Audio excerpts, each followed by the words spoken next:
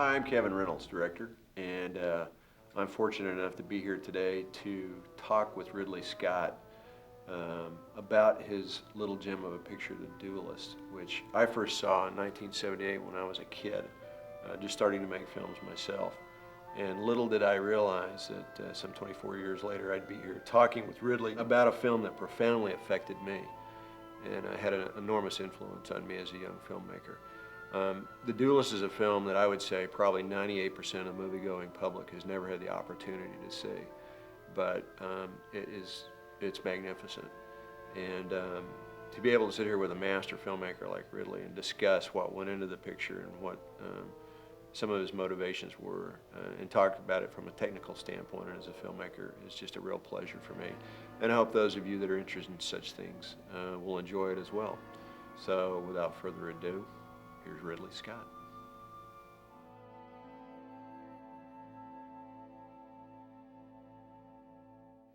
So really, can you tell me what the genesis of the project was? This was the fourth attempt to do a feature film, and I finally met with Jerry Vaughan Hughes, and in fact, Jerry had written one more thing prior to this for me called The Gunpowder Plot, and I tried with that and failed. The Guy Fawkes story? Yeah. Yeah. And even though that's still sitting on the shelf, it's pretty good, actually. And but I thought the turn down meant that was final, so I said, let's go again. And at that moment, I was looking for public domain material because I couldn't afford to pay. I was paying the screenwriter, so I couldn't afford to buy a story. So I was combing through, various 19th century writers. And Conrad had this short story, which I learned later was a sketch for a much larger book about the Napoleonic era. And that's how The Duellists came about. I sent it to Jerry. Jerry said, I love it. And the upshot was he actually wrote the script. It was necessary, I think, to establish Dubert as the hero of the picture, to involve the audience with him intimately, and to show him with a private life of any kind. In the early part of the story, he is simply soldier and duelist. In Conrad's version, he doesn't have a private life, particularly. So, sounds a bit ungallant, but Laura is produced to give him a private life. Once this is done, I wanted to use their relationship, which is a happy one initially, to show how the pressure, the anxiety of the dueling takes Dubert over and makes it impossible for him to care for her, really much to notice her. This life-centered relationship is destroyed by the whole death-centered business of the dueling. What was your budget on this? All in $900,000. $900,000. Which, even at the time, was, listen, it's a first movie. Yeah. And we forget, you and I forget, or maybe we don't now, actually. We're grateful for any studio who says, okay, you got the money. So I was eternally grateful that they gave me $900,000 to make me go and make the movie. Well, it's definitely all up on the screen.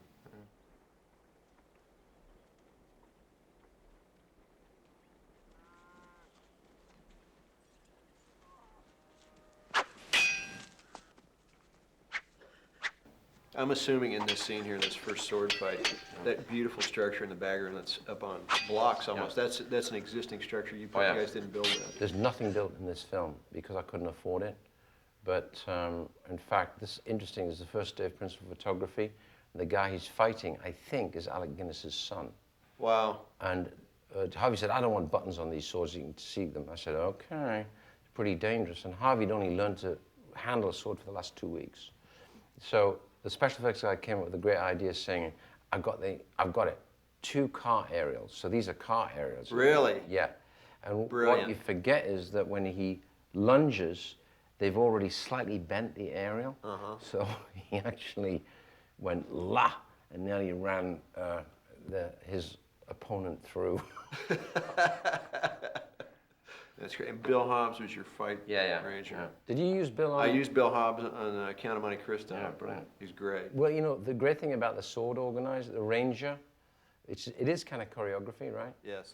And what was great about Bill is he actually understands that it's part of the drama. Yes. Right? It's 2 characters in a dialogue scene with steel. right? Well, the thing people don't realize in a fight is the difficult thing is that you have to choreograph it so that the two actors know where the next move is coming from so they don't kill each other. But at the same time, you have to make it look like you don't know that next move is coming. Exactly.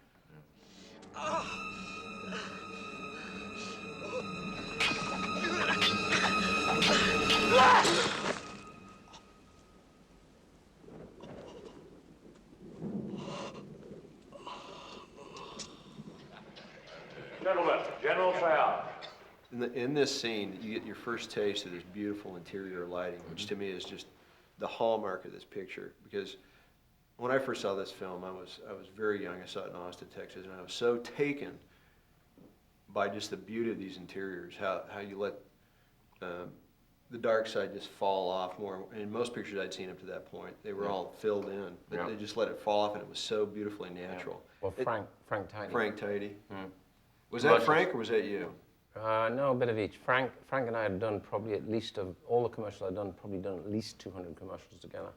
So, you know, at that moment we were virtually phoning it in. There was no concern about how much is in the shadow. And Frank knew this is what I liked. And I don't mind if windows blow out. I don't mind if it burns out. I don't mind sometimes if it goes totally dark. And Frank just knew really how far to go. But that was great. And but it's the only film I ever did with Frank, actually. You did fight a duel this morning. Of course. You make dueling sound like a pastime in the Garden of Eden. Now, how did you come to select Carradine and Keitel for these two roles? In fact, I'd cast two guys. I'd cast Oliver Reed and I'd cast Michael York, both great swordsmen. At that particular moment, I wanted the money, and the studio said, we don't want to go down that route. If you want the money, they gave me a list of 4 guys. And the 2 of the guys on the list made sense was Keitel and Carradine. So I went after these 2. I flew to Hollywood under my steam, came here for 2 weeks. I was here 2.5 months. I had to go and buy clothes because the opening shot with Keitel says, you've got to be out of your mind. How do you expect me to play Hazar? Took 2.5 months of persuasion. I used to see him 4 times a week. Eventually, I got at him by talking about food, France, and cigars. He'd never been there. And that's swung him. I think that finally did the trick. Well, it's great. I mean, his personality, he's such an intense guy. Yeah. He's so perfect for this role. Yeah, Keith eases into this in an easier fashion. I think Keith had also done a little bit of theater. I had lunch with him once, and I actually asked him about how he came to this, and he said you convinced him that the food would be fabulous and it would be like a big vacation. That was finally the deal. Hold him, Gabriel. Are you holding on to the table? No. Richard, is he on the table? No.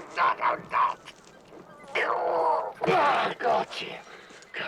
You see, I couldn't afford to go outside this tent because all I've got is what you see in the background. So I did it inside the tent. That's all the extras you had. That's it. But that's what's so great is, I mean, when you do it well like this, I mean, you create the illusion that there's so much more outside the frame when you've got everything you've got right there. Yeah.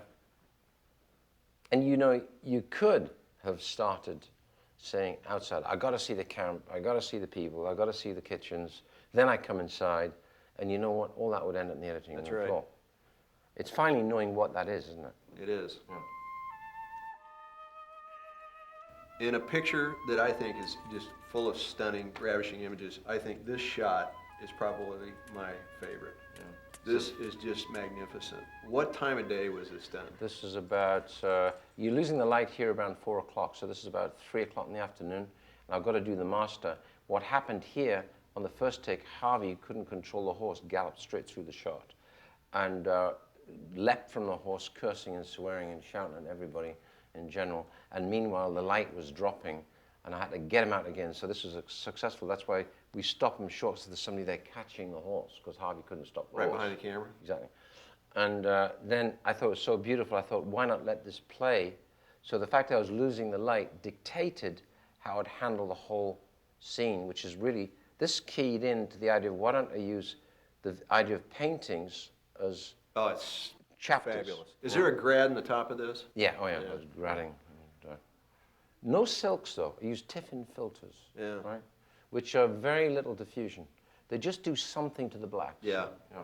And I noticed that throughout a lot of the picture, you've got grads Yes. in the top of it. And again, it helps to just really create this atmosphere, this Yeah. wonderful coldness to the whole picture. Yeah. But you know, winter months are beautiful. I'd recce'd when it was fully green, which was absolutely ravishing.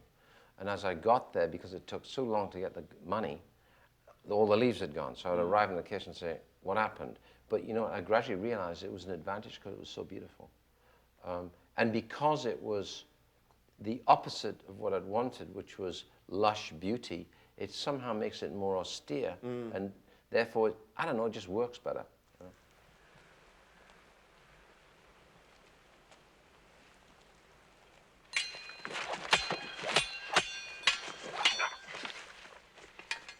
When you did scenes like this, or what's your style really? Is it different than it was in as far as how you'd rehearse the actors? Did you come in and know where you wanted to put them before the scene, or did you let them rehearse and sort of place themselves and you sat back and figured out the coverage you wanted, or No, what? I always know. I know, and I've been through every which way with them. And when I've sat there and said, well, let's walk through the scene, you know? But actually, I know exactly where I want them to be, and so gradually I edge them into the position of where it needs to be, more or less. Now, Harvey, I think you were a little. Could you? I'm on a fairly long lens. Could you come a little closer to him? Follow him in a little closer. Where's it fit there? Okay, okay, Keith. Could you just hit the map, please? Up. Okay, just boom, crunch. Okay, there's a general rush. There won't be there yet, so there'll be a beat later. Okay. Then they start coming in. Then Harvey walks forward. I think. No, just hold Harvey. And I think most actors are very happy about, providing they feel confident with you, there's no questions. It all just falls into place and it just starts to move. Right. And I think, again, it's all about making decisions, you know. It is. I mean, different directors have such different styles because some directors like to just sit back and let the actors do what they want, and then they just put a camera up and record it. Yeah. But visualists like you like to force the eye, which you have to do. You have to do. You just have to. Well, you do that as well. And so, you know, and finally, it's for them. It serves them and the story. You know, sometimes if I've ever had a hard push on that with somebody, which rarely happens, I've basically said, you know, this proscenium is all about you, and it's all about making you look appropriate and all good. So if we fiddle a bit, it's for a good purpose, and usually they relax. Hold it there. Good. Okay. Yep. And turn over. Running. Mark. 106, take one. You know, what I like about the script always when I keep revisiting it is the elegance of the choice of the writer that is very minimalistic, very specific, and always loaded with humor if you're looking for it. So that's Jerry. And it's all there on the page. I like to be very particular, and I think it helps. After all, the script is the first thing that happens in a movie. Someone has to sit down and produce what everybody else starts from. And I think I like for myself, and I think it's helpful for other people, to be very specific, to describe exactly what you yourself see. But it can't possibly be the director's duty to go and find, well, I can think of the third duel, the duel with sabers, which is fought in a partly lowered barn. I imagine that being fought under a stand of big elms with the rooks whirling and cackling in the trees. Well, that was okay. It was quite a nice thought, and the way Ridley did it was superb. And certainly it's not his job to go and find a stand of elms to shoot under, because that happens to be what you've written.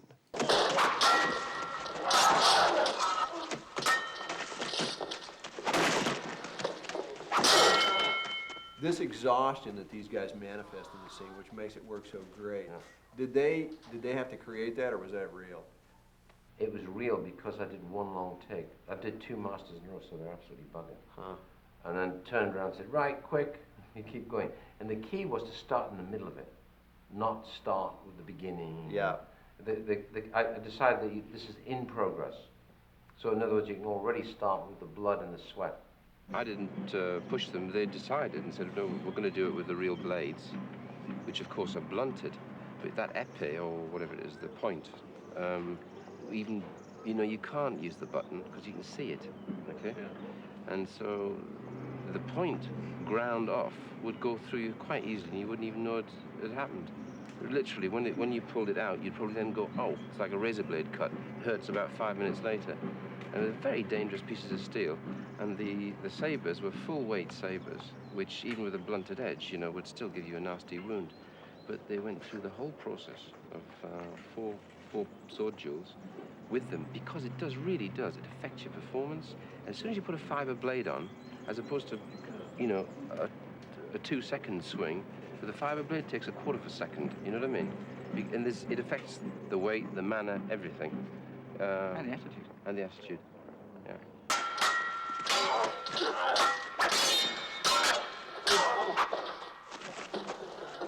Had they rehearsed this fight? Yeah, Bill Hahn? they rehearsed this outside in the field somewhere. They had 2 weeks rehearsal on sword, which is pretty good considering what they do. I mean, Keith had handled sword before, and Harvey had never handled a sword in his life. So Harvey did a really good job. Keith was like wary because he said, Jesus Christ, tell him to keep to his marks, right?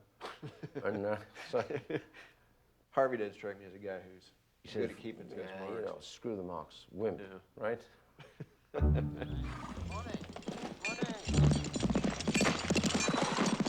Combat should be well attended. We're coming up on maybe the most well-known fight in the film. Right. Why don't we talk about that a bit? Yeah. Oh, the cavalry charge? Yeah.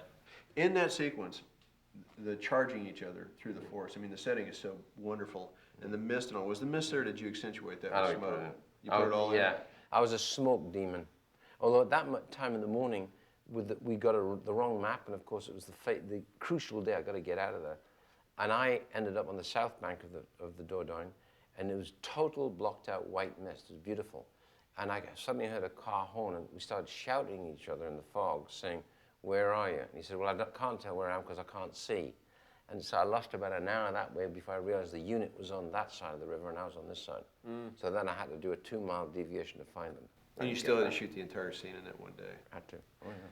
When in that sequence, when Carradine is sitting there before the charge, and you just do this wonderful push in on him in profile, and he's starting to shake, and you intercut very quickly with subsequent action and all.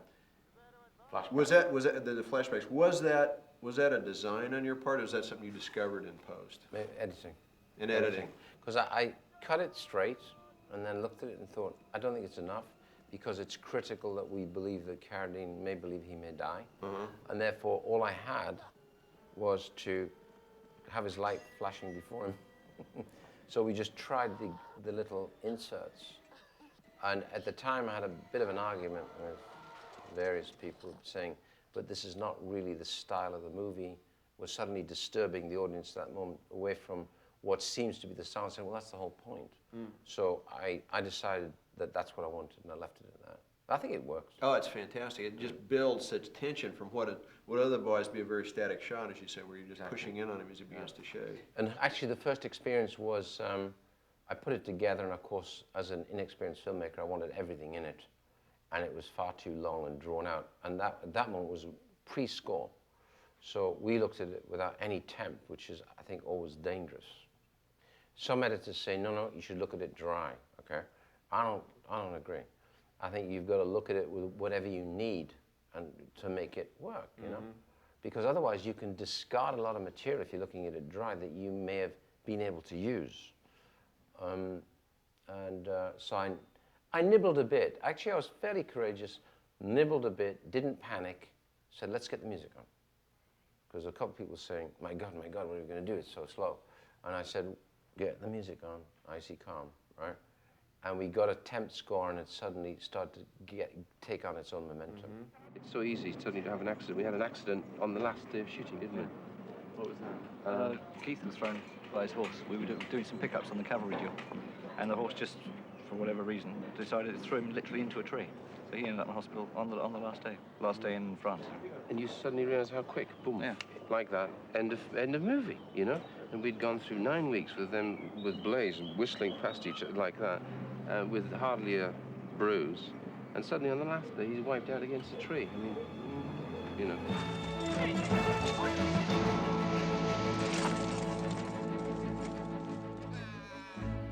Did you board this sequence out? Totally, Yeah. completely. Every shot, blow by blow. So you knew every piece that you needed. Yeah, because you know people say, well, it doesn't leave room for error. I said, on the contrary, it means I've thought it through, and it means I don't need anything else. Right. But they said, do you leave room for other things to happen? I say, of course, but At least you've got a plan. we got a plan. And usually, if we're well designed, I don't really need anything fortuitous to happen. Unless it happens magically when he's asking his lady to marry him and the two white horses behind are not behaving and one is trying to mount the other, and that was really good, so I just kept running. That's nice when that kind of thing happens. Speaking of that scene, when he's proposing to her and the two horses and the horses start to act up, did that throw the actors when they did it? Did it change the dialogue at all? No. They stayed on book? She starts giggling. And that's not designed because he's meant to be proposing, so she's giggling. So that worked because she thinks he's uncomfortable, but she's giggling because she can see the horse has got a giant erection. Just have a camera. Sorry, but that's what it was. You can cut that out if you like. Before I forget, can you talk for a bit about Tom Rand and the costuming and how you guys came to Yeah, this Tom wardrobe? had done a lot of commercials for me, so I knew him well, and so this was to me my first. So Tom was a natural choice, and we pretty well made all the female costumes in the UK and the normal costumes, but the great military costumes were made in Italy at Peruzzi. And what I learned at that time was a big lesson in filmmaking. I paid for the costumes. They owned them. I thought, wait a minute, that doesn't work, mate. I was furious about that, because just the costumes for these two guys at the time cost me £19,000. And so I said, how is it if I bought them, they own them? And they said, that's the deal. Were you guys slavishly authentic? Yes. Yeah, it shows. Yeah.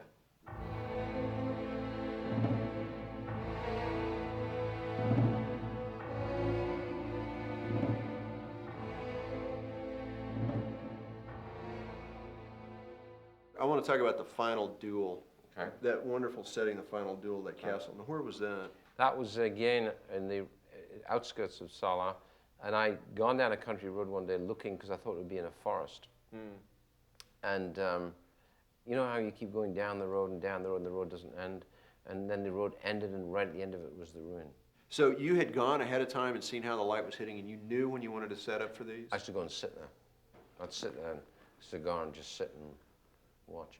I figured the opportunity would occur between, 2 and 5.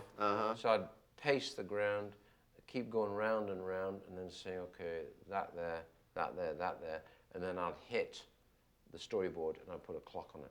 So this sequence was boarded as well? Totally. Based on this location? Yeah. Yeah. But I used to location hunt manically, endlessly. Well, it pays off. I mean, to me, in the great films, the place is another character. Yes, exactly. And it's certainly the case, I think, in this film, for sure. John Ford knew, didn't he? John Ford Yeah. really probably shot the desert better than anyone. Yeah. And then at the end, after the final duel, when you get that great voiceover from Carradine, and then Keitel is left alone to digest it all, and that wonderful final image of the picture where he's standing up on the bluff looking out, and the sun is breaking through the clouds so magnificently. Tell us about that. Actually, I'd seen this image in all the research material in black and white of Napoleon looking across France. He was standing on the top of a rise, and he was looking across a high rise. He was looking across hills and valleys and fields. And the image of Napoleon seemed to be perfectly appropriate for the Keitel character. And it was a bad day. It had been raining, and we'd had to organize the dolly on a push-up, about 30-degree push-up, because I couldn't get up, and I wanted to track in, and I didn't want to build a flat platform, do a straight one. I couldn't get a crane up there. So David Cadwallader, who's the grip, said, I can push it, mate, because he was like, ah. So he arranged the thing on a shallow grade. With a moviola dolly is heavy. They carried the dolly up the hill.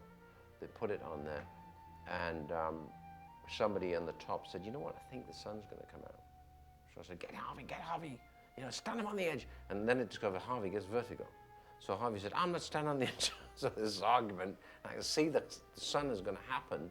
So I said, I'll move him back 3 feet from the edge. So we did, and Harvey's like, ugh, on the edge, because he's about 700 feet up.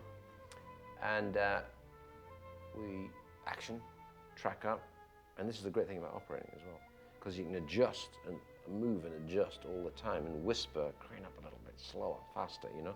You're in it, you're in the shot. And as I arrived, the sun came out, just glimmered, and then went, and then glimmered again, and then it kept coming. I'd see it's going to keep coming. It was so great, and I figured that we have the shot, so then you talk Harvey through it. Say, Harvey, I want to ask you to do something a second. Don't move. Just slowly turn to face east. He said, which way is east? I said, to your right, okay? So he starts turning to his right, and as that, we then track back down. As we track back down, the sun comes out again, more, brighter. And so there was the last shot. Well, talk about serendipity. Yeah. I mean, every picture is completely different. Sure. And somehow some of them are just blessed and they have a serendipity to it. And I would imagine this one certainly must have had. Oh, this did. And the only shock, I mean, there was no shocks with the film, because by the time I'd finished the movie, we'd got this very nice thing of being the official British entry at Cannes. The upshot was I didn't get the Palme d'Or, I got the Grand Jury Prize, and Padro Padroni got the Palme d'Or. Shall I do the clap? Yes. Well, congratulations. How do you feel about it? Wonderful, wonderful, wonderful. And I thought, oh, this is great. And I we brought it to America, they released it, and they made 7 prints. So I ended up in one theater in LA, Fine Arts down here, which is actually a good little theater still, and Austin, Texas, I think, which is where you saw it, New York, Chicago, seven theaters.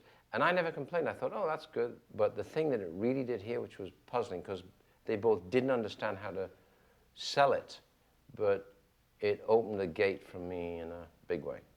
Well, it was a very influential film for me, because when I saw it, I was just starting to make little pictures. And I was so taken by it because it was so unlike anything I'd ever seen before. And it's always stuck with me. I mean, it's just a beautiful piece of work. It's a little gem that I'd say probably 98% of the public doesn't even know exists, because they've never had an opportunity to see it. Hopefully they will now. Hopefully DVD. they will now. Yeah. Magnificent film. Thank you. Since most of you will probably never have an opportunity to see this wonderful picture on film, the next best thing will be to see this new DVD version of it. And I hope that all of you get an opportunity to, because you just can't appreciate what a great piece of work that this is. It had such an enormous effect on me. It influenced my last picture, The Count of Monte Cristo. And I looked at it over and over again in preparation for my own film. And I continue to do so, because it's such a rare piece of work. I think it's one of Ridley's best films. And there was a real serendipity to this picture, as you may have heard us talk about. That some films are blessed and some aren't, and I think this one certainly was. The gods wanted The Duellists to be what it is.